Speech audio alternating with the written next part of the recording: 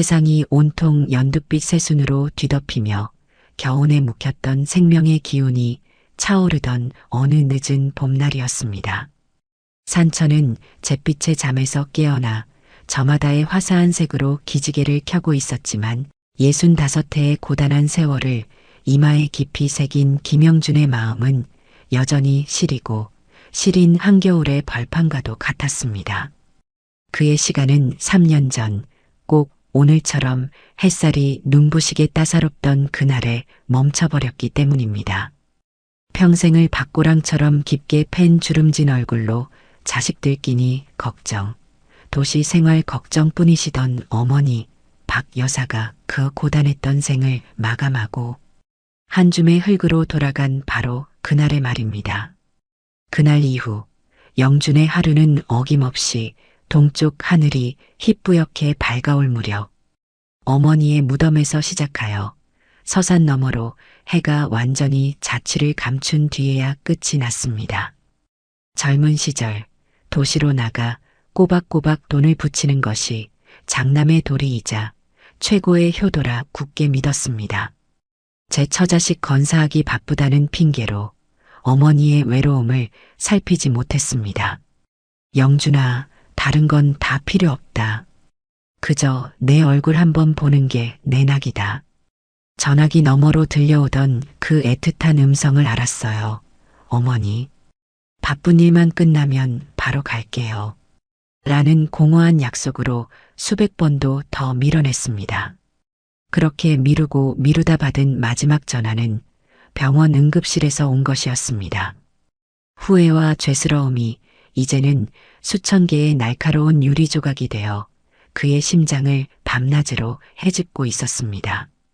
그럼에도 영준의 무거운 발걸음을 매일같이 산으로 이끄는 것은 다름 아닌 충실이 때문이었습니다. 어머니가 살아생전 읍내 시장에서 비쩍 마른 채 죽어가던 강아지를 불쌍히 여겨 단돈 5,000원에 데려와 자식처럼 거둔 진돗개, 영특하고 충성스럽다 하여 충실이라는 이름을 직접 지어주셨습니다.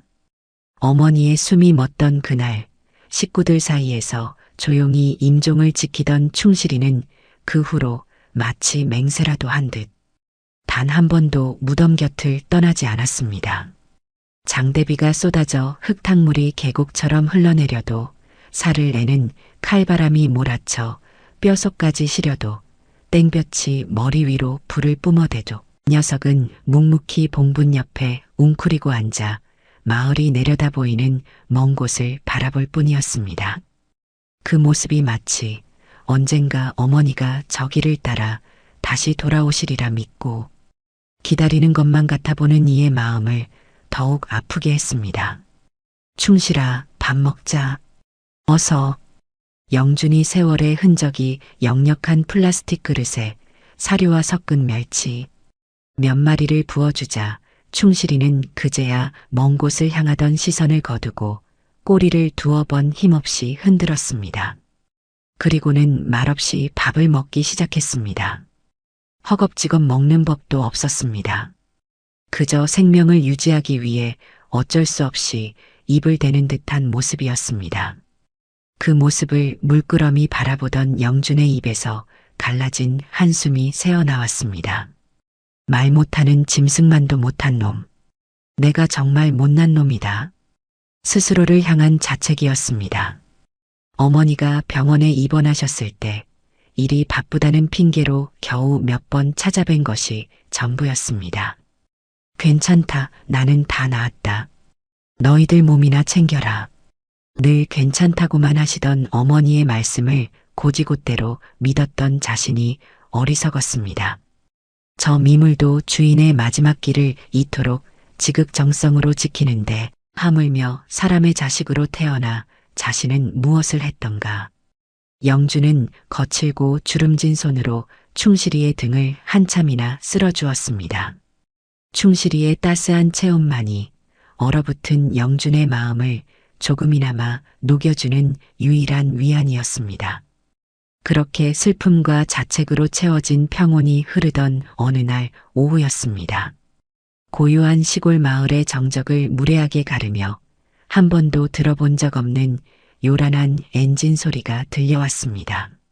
좁은 농로와는 어울리지 않는 번쩍이는 검은색 외제 승용차 한 대가 흙먼지를 구름처럼 일으키며 영준의 낡은 슬레이트 지붕집 앞에 멈춰 섰습니다. 운전석에서 내린 것은 머리부터 발끝까지 도시의 냄새를 물씬 풍기는 남자, 바로 5년 어린 동생 김영수였습니다. 말끔하게 다려입은 회색 양복과 반짝이는 구두는 마치 다른 세상에서 온 사람처럼 보였습니다. 형님, 잘 지내셨소? 영수의 목소리는 기름을 친 듯 매끄러웠지만 그 안에는 어딘지 모를 차가움과 계산적인 분위기가 서려 있었습니다. 영주는 마당에서 낡은 호미를 닦다 말고 잔뜩 미간을 찌푸렸습니다. 제사 때나 명절에도 돈 몇 푼 붙이는 것으로 도리를 다했다 여기던 동생이었습니다. 그런 동생의 예고 없는 방문이 반갑기보다는 불길한 예감으로 다가왔습니다. 여긴 어쩐 일이냐? 서울 사는 바쁜 사람이 발이 땅에 닿을 일이 다 있네. 영준의 목소리에는 가시가 돋쳐 있었습니다. 영수는 그런 형의 마음을 아는지 모르는지 익숙하게 대청마루에 털썩 주저앉으며 값비싼 서류 가방을 열었습니다. 그 안에서 나온 것은 온통 알아볼 수 없는 글씨와 복잡한 도면으로 가득한 두툼한 종이 뭉치였습니다. 이게 다 뭐냐? 우리 선산 곧 개발 들어갑니다. 이 근방에서 제일 큰 골프 리조트가 들어설 거야. 내가 이 사업 따냈지, 형님. 영수의 얼굴에는 숨길 수 없는 자랑스러움과 노골적인 탐욕이 동시에 번들거렸습니다. 영준의 심장이 쿵 하고 바닥으로 내려앉는 것 같았습니다. 선산이라니.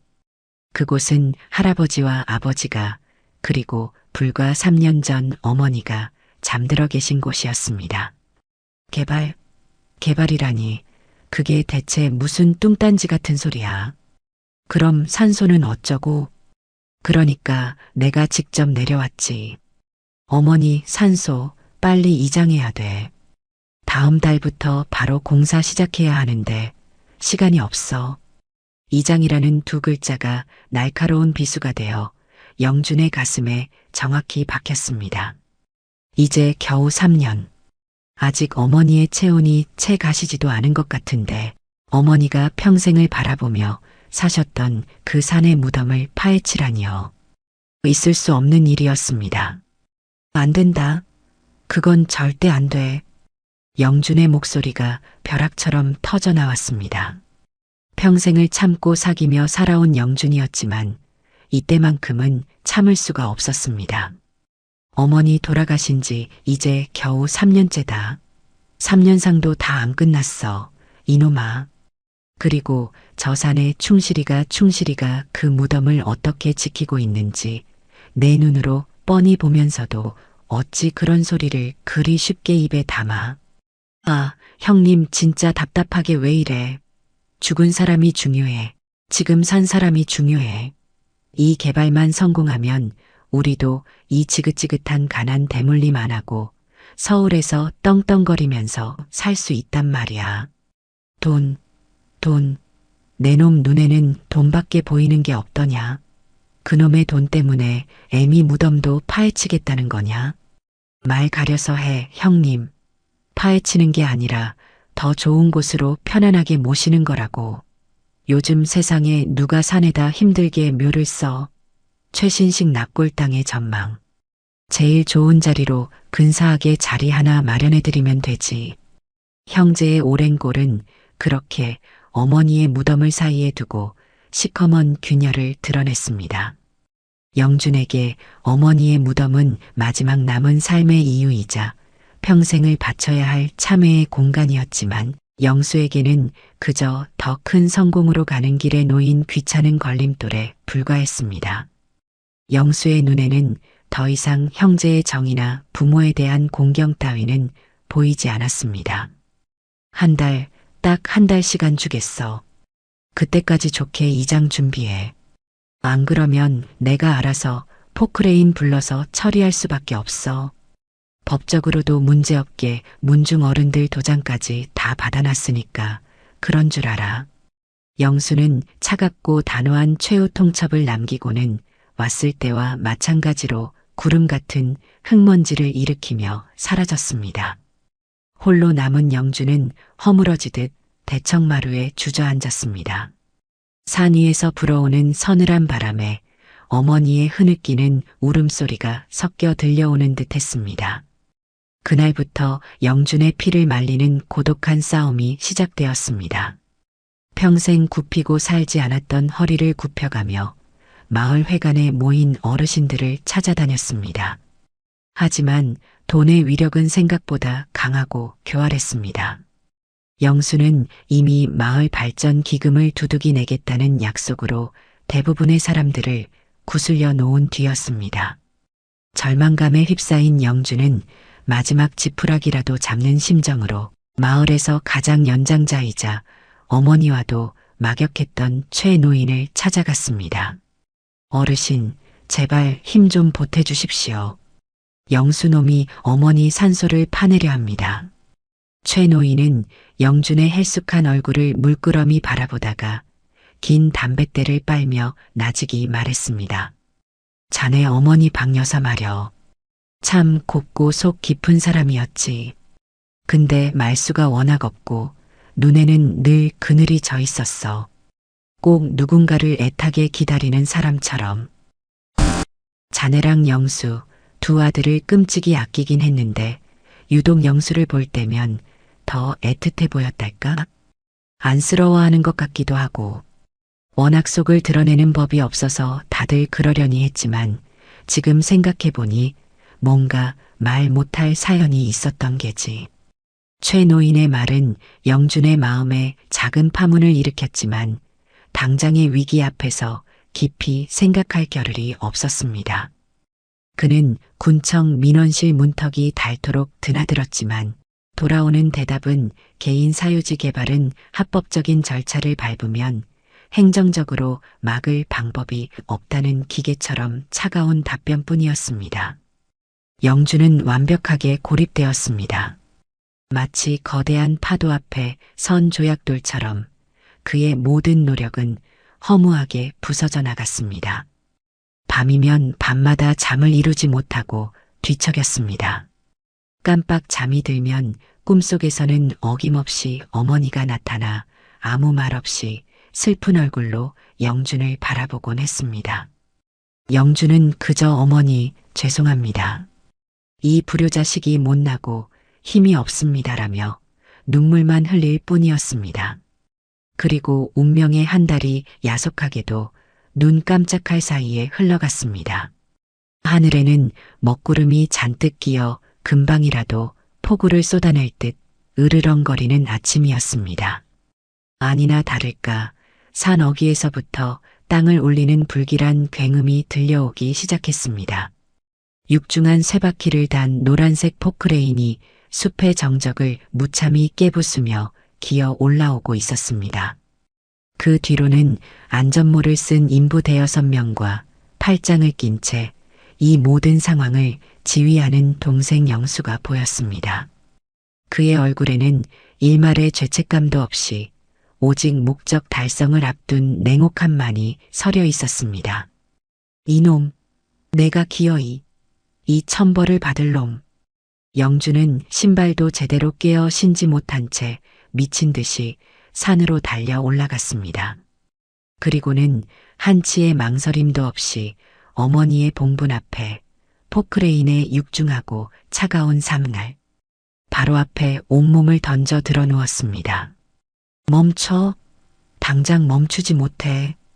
포크레인 기사가 소스라치게 놀라 급히 레버를 멈췄습니다. 영수가 혀를 차며 성큼성큼 영준에게 다가왔습니다. 형님, 마지막까지 이렇게 추태를 부려야겠어? 좋은 말로 할 때 비켜. 동네 사람들 보기 창피하지도 않아? 싫다. 이 무덤을 파내려거든 먼저 이 늙은이의 가슴팍부터 파내고 가거라. 이놈, 애미 가슴에 대못을 받고도 모자라 무덤까지 파헤치려는 천벌을 받을 놈아. 영주는 땅바닥에 납작 엎드려 울부짖었습니다. 그 모습에 영수의 눈에도 마침내 살기가 어렸습니다. 이게 정말 다 형님 좋으라고 하는 일을 이 지경으로 만들어. 영수가 영준의 팔을 거칠게 잡아 끌자 그동안 웅크리고 상황을 지켜보던 충실이가 번개처럼 튀어나왔습니다. 크르르릉 왈, 왈, 왈. 아 녀석은 온몸에 털을 곤두세우고 새하얀 이빨을 드러낸 채 영준과 영수 사이를 가로막고 맹렬하게 지저댔습니다. 그 기세가 어찌나 등등한지 마치 감히 내 주인에게 손대지 말라고 경고하는 용맹한 장수와도 같았습니다. 저놈의 개새끼가 끝까지. 영수가 홧김에 옆에 있던 돌멩이를 집어들려 하자 영준이 그 앞을 막아섰습니다. 충실이는 건드리지 마라. 죄 없는 짐승한테까지 해코지하려 들지 마. 차라리 나를 쳐라, 이놈아. 그렇게 어머니의 무덤 앞에서 한 핏줄을 나눈 형제는 서로의 멱살을 잡고 흙바닥을 뒹굴었습니다. 한 뱃속에서 태어났다고는 도저히 믿을 수 없는 추악하고 슬픈 모습이었습니다. 인부들은 어쩔 줄을 모르고 그저 멀찍이서 바라만 볼 뿐이었습니다. 흙먼지가 자욱하게 피어오르고 두 남자의 거친 숨소리와 충실이의 절박한 울음소리가 뒤섞여 아수라장이 되었습니다. 바로 그 비극적인 순간이었습니다. 사람을 향해 금방이라도 달려들 듯 지저대던 충실이가 갑자기 행동을 뚝 멈췄습니다. 그리고는 무언가에 홀린 듯 봉분에서 서너 발자국 떨어진 평평한 땅으로 달려갔습니다. 그러고는 앞발로 미친 듯이 흙을 파헤치기 시작하는 것이었습니다. 평소에는 어머니 무덤 근처에서 나뭇잎 하나 건드리지 않고 봉분에 흙이 쓸려 내려가면 오히려 코로 흙을 밀어 올리던 충실이었습니다. 그런 녀석의 기이하고도 절박한 몸짓에 싸우던 형제도 구경하던 인부들도 모두의 동작이 순간 멈칫했습니다. 저게 왜 저러지? 영준이 넉나간 목소리로 중얼거렸습니다. 충실이는 누가 시키기라도 한 듯 오직 한 곳만을 집요하게 파고 또 팠습니다. 그 모습은 단순히 땅을 파는 것이 아니라 무언가를 알려주려는 듯한 처절한 몸짓처럼 보였습니다. 영준의 머릿속에 섬광 같은 직감이 스쳐 지나갔습니다. 이것은 필시 돌아가신 어머니의 뜻이다. 잠깐, 모두 멈춰봐. 영수야, 제발 딱 한 번만, 잠시만 멈춰다오. 아무래도 어머니께서 충실이를 통해 우리에게 무언가 알리시려는 것 같다. 형님은 아직도 그런 말도 안 되는 미신 같은 소리를 믿어? 그냥 배고픈 개가 땅 파는 것 가지고. 영수가 코웃음 쳤지만 그의 목소리도 아까와는 달리 미세하게 떨리고 있었습니다. 흉흉하고 기묘한 분위기, 그리고 충실이의 저 세상 것 같지 않은 행동에 그 역시 압도당하고 있었던 것입니다. 인부들마저 뭔가 있는 거 아니요? 라며 수군거리기 시작하자 영수는 마지못해 턱짓을 했습니다. 거기 한번 파봐. 별것도 아닌 거 가지고 시간 끌지 말고 빨리 확인해 보라고. 인부 하나가 삽을 들고 충실이가 파헤치던 곳을 조심스럽게 파내려가기 시작했습니다. 푸석한 흙이 몇 삽 거치자 툭 하는 소리와 함께 딱딱한 것이 삽 끝에 걸렸습니다. 조심스럽게 주변의 흙을 털어내자 낡고 두꺼운 검은 비닐에 여러 겨 꽁꽁 쌓인 작은 오동나무 상자가 모습을 드러냈습니다. 영수의 눈이 탐욕으로 다시금 번뜩였습니다. 혹시 어머니가 몰래 숨겨둔 비자금이나 값나가는 폐물이라도 들어있는 것은 아닐까?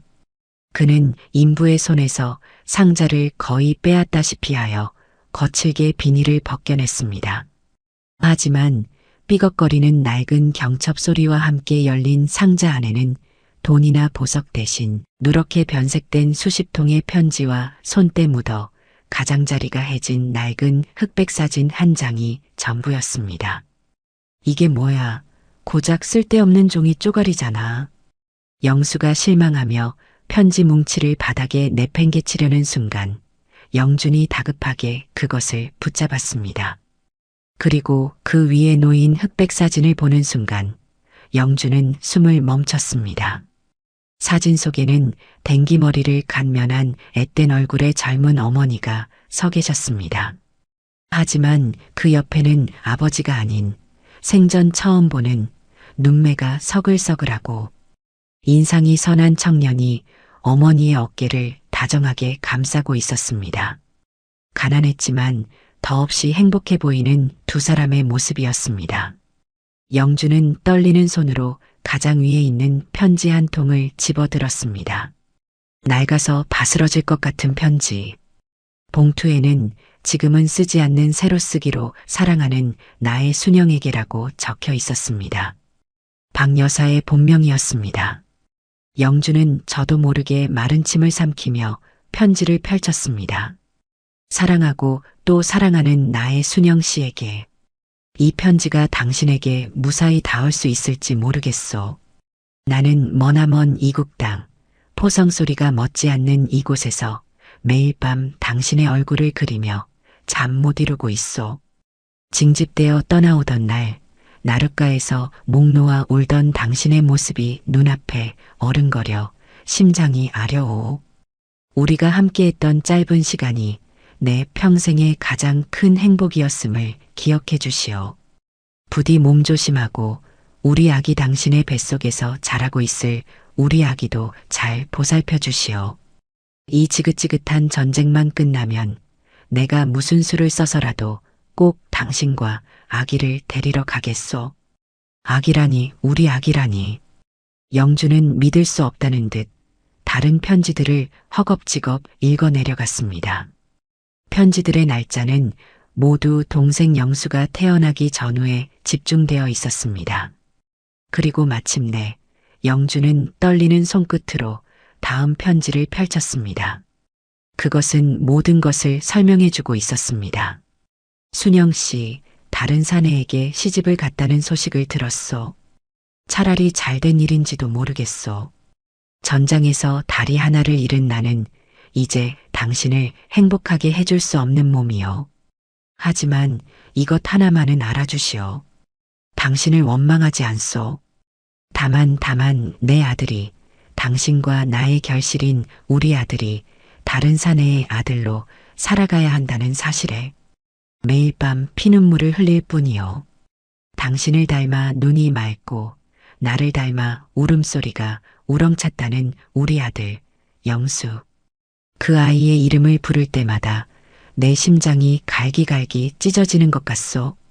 부디 내 아들을 잘 부탁하오. 멀리서나마 당신과 아이의 행복을 빌겠소. 아, 영준의 손에서 편지가 힘없이 떨어졌습니다.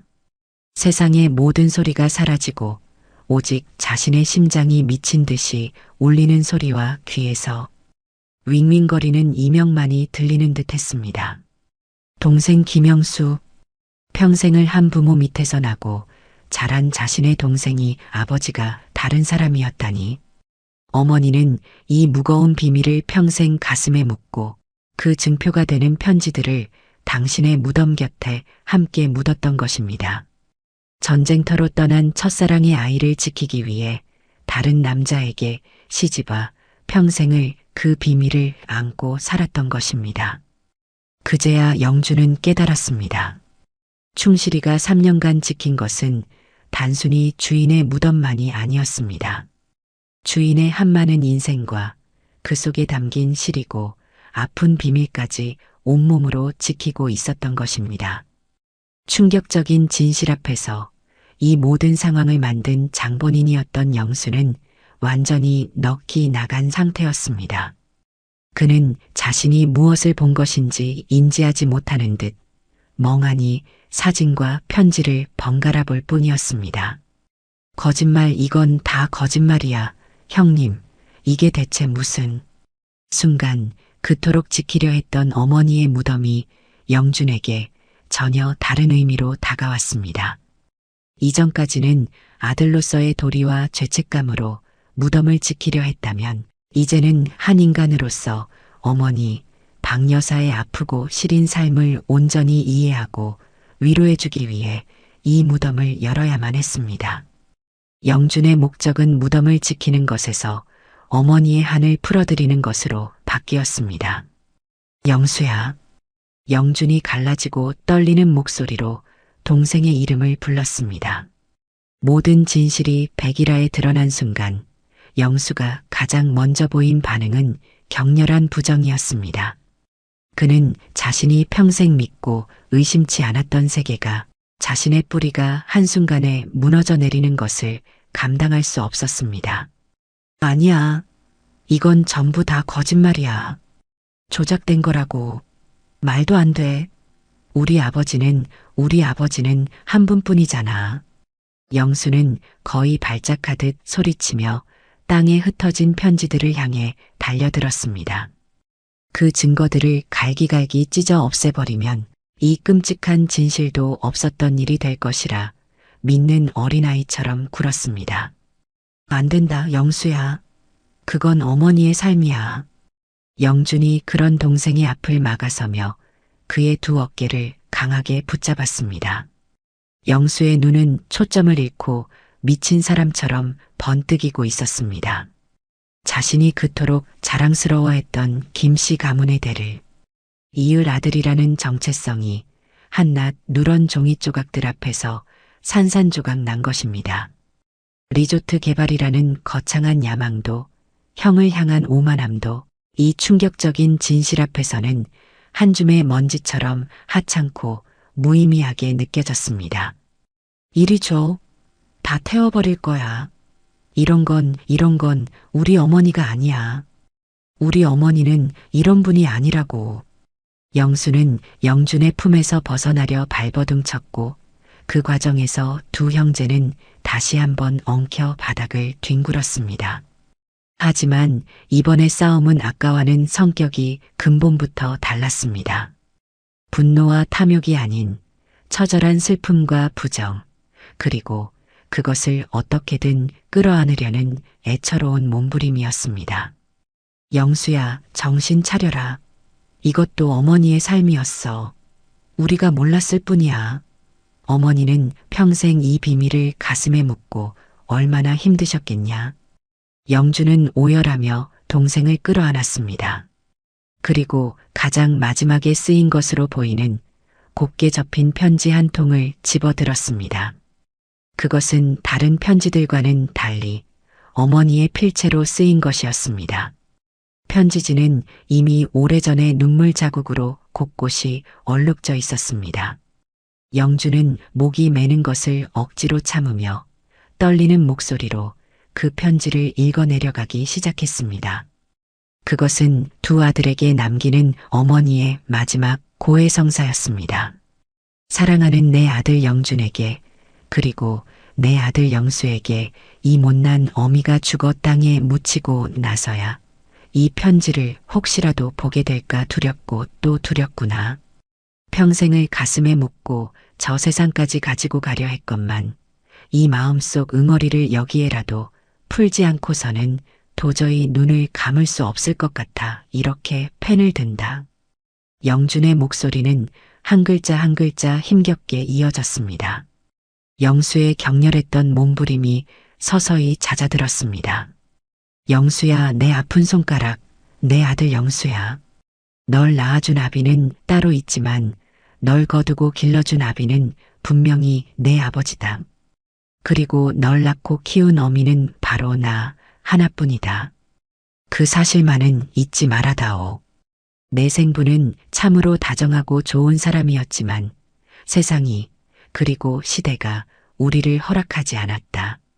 어미는 못나고 부족하여 너희 두 사람 모두에게 씻을 수 없는 상처만 주었구나. 편지에는 평생을 죄인처럼 살아야 했던 한 여인의 절절한 아픔과 그럼에도 불구하고 두 아들을 똑같이 사랑했던 위대한 모정이 눈물겹게 담겨 있었습니다. 영준아, 너는 내 든든한 장남이자 버팀목이었다. 어미의 모진 삶을 내게 모두 지운 것 같아 늘 미안했다. 부디 철없는 동생을 미워 말고 내가 형으로서 끝까지 잘 이끌어주렴. 영수야, 너는 어미에게 늘 아픔이었다. 그래서 더 마음이 쓰였다. 부디 형을 잘 따르고 우애롭게 지내다오. 다음 세상에서는 부디 이 어미가 지은 죄 없는 깨끗한 곳에서 너희를 다시 만나 마음껏 사랑만 해주고 싶구나. 편지의 마지막 구절을 읽어내렸을 때 영준의 얼굴은 이미 눈물과 콧물로 범벅이 되어 있었습니다. 그리고 그의 품에 안겨있던 영수는 더 이상 발버둥 치지 않았습니다. 대신 어린아이처럼 목을 놓아 울기 시작했습니다. 어머니 잘못했어요. 제가 다 잘못했어요. 서럽고 서러운 통곡 소리가 산 전체를 울렸습니다. 형제는 그렇게 한참 동안 서로를 부둥켜 안고 평생 몰랐던 어머니의 슬픔을 온몸으로 받아내며 울고 또 울었습니다. 한참의 통곡이 잦아들었을 때 영수는 텅 빈 눈으로 물었습니다. 형님, 그럼 아버지는 이 사실을 알고 계셨을까? 영준은 그저 고개를 가로저을 뿐이었습니다. 나도 모르겠다. 한평생 다정하셨지만 두 분 사이에 강물 같은 것이 흐르는 것을 어릴 적부터 느끼기만 했다. 그게 이런 슬픔인 줄은 꿈에도 몰랐지. 두 형제는 비로소 자신들이 부모님의 삶에 대해 아무것도 몰랐다는 사실을 깨달았습니다. 며칠 후 거짓말처럼 맑게 갠 하늘 아래 어머니의 무덤을 이장하는 날이었습니다. 요란했던 포크레인 대신 형제와 몇몇 친지들이 모여 경건하게 삽을 들었습니다. 영수는 검게 그을리고 며칠 새 헬쑥해진 얼굴로 말없이 흙을 펐습니다. 그의 눈빛에서는 더 이상 탐욕이나 오만함을 찾아볼 수 없었습니다. 그저 깊은 슬픔과 참회만이 묵직하게 자리 잡고 있을 뿐이었습니다. 어머니의 유해는 정성스럽게 수습되어 먼저 세상을 떠난 아버지의 묘 곁에 나란히 합장되었습니다. 두 분의 봉분 앞에 나란히 선 영준과 영수는 아무 말 없이 술잔을 올렸습니다. 더 이상 두 사람 사이에 원망이나 갈등은 없었습니다. 오직 서로의 상처를 보듬는 침묵의 위로만이 흐를 뿐이었습니다. 그날 오후 영수는 서울로 올라가기 전 개발업자에게 전화를 걸어 리조트 개발 계약의 전면 백지화를 통보했습니다. 막대한 위약금을 물어야 한다는 상대방의 고함 소리가 들려왔지만 그는 조금도 아까워하지 않았습니다. 돈으로 살 수 없는 더 소중한 것을 지켰기 때문입니다. 시간이 흘러 산천이 울긋불긋한 가을 옷으로 갈아입었습니다. 영주는 툇마루에 앉아 잘 익은 감을 깎고 있었습니다. 그의 발치에는 이제 산을 내려온 충실이가 세상에서 가장 편안한 얼굴로 따스한 가을볕을 쬐며 낮잠을 자고 있었습니다. 3년간의 길고 외로운 임무를 마친 늙은 충견은 이제야 비로소 진정한 안식을 찾은 듯 보였습니다. 그때 영준의 낡은 휴대전화가 정겹게 울렸습니다. 화면에는 내 동생이라는 이름이 떠 있었습니다. 영수냐? 형님 잘 지내시지? 별일 없고? 수화기 너머로 들려오는 동생의 목소리는 예전처럼 가볍거나 차갑지 않았습니다. 한결 차분하고 겸손해진 어른의 음성이었습니다. 그럼 별일 있겠냐? 너는 괜찮고? 사업은 어찌 됐냐? 응, 형님. 나 그냥 다 정리했어.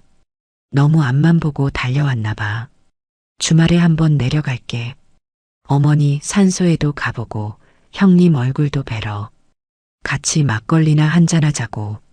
그래 오너라. 와서 같이 막걸리나 하자.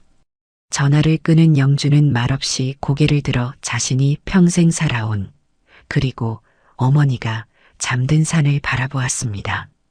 붉고 노란 단풍이 곱게 물든 산은 더없이 평화로워 보였습니다.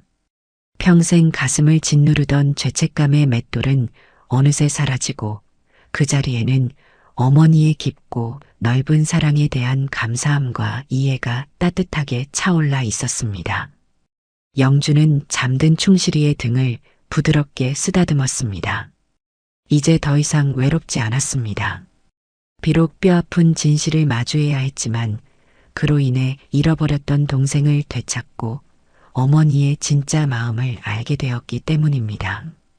영준의 주름진 얼굴에 실로 오랜만에 옅은 미소가 떠올랐습니다. 그것은 모든 것을 용서하고 모든 것을 이해한 자만이 지을 수 있는 평화로운 미소였습니다.